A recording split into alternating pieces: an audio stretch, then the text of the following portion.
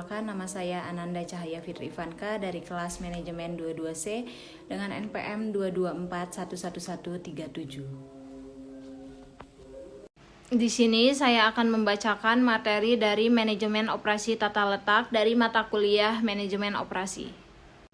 Manajemen operasi desain tata letak adalah proses perencanaan dan pengaturan fisik dan fungsional dari fasilitas produksi untuk mencapai efisien dan efektivitas operasi.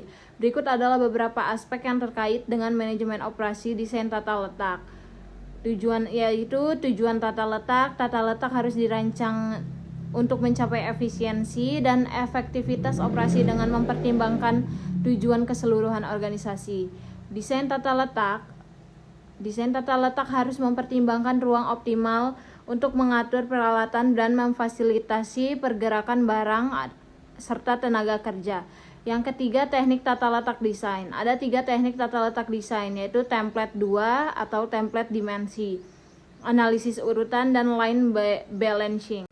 Yang keempat, jenis tata letak fasilitas. Ada 6 jenis tata letak fasilitas, yaitu tata letak garis, tata letak fungsional, tata letak posisi tetap, tata letak teknologi seluler, tata letak gabungan, dan tata letak alokasi relatif terkomputerisasi.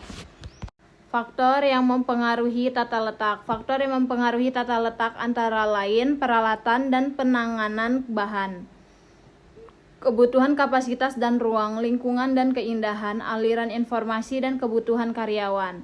Tata letak sel. Tata letak sel mengorganisir mesin dan pekerja ke dalam sel atau kelompok fungsional untuk meningkatkan efisiensi produksi dan meminimalkan waktu siklus.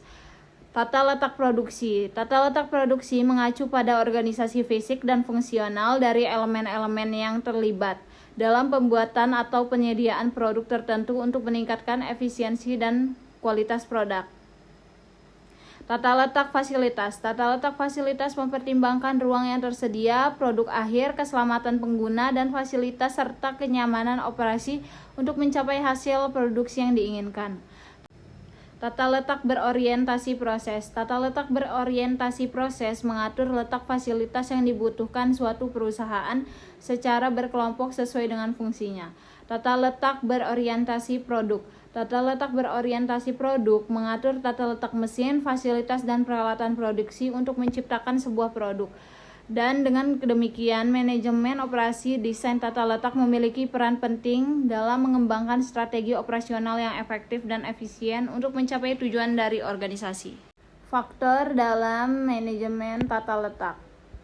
Faktor-faktor yang dipertimbangkan dalam desain tata letak antara lain desain tata letak fasilitas. Tata letak fasilitas harus mempertimbangkan tujuan keseluruhan yang ditetapkan oleh organisasi, ruang optimal untuk dialokasikan untuk proses dan teknologi, tindakan keamanan yang tepat untuk menghindari kecelakaan, fleksibilitas. Tata letak fasilitas harus memberikan fleksibilitas untuk perluasan atau modifikasi.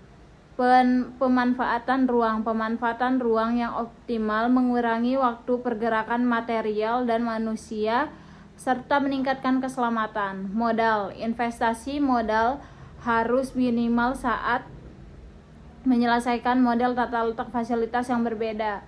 Jenis tata letak fasilitas. Ada 6 jenis tata letak fasilitas, yaitu tata letak garis, tata letak fungsional, tata letak tetap, tata letak. Manfaat manajemen desain tata letak. 1. Mempersingkat waktu pemrosesan. 2.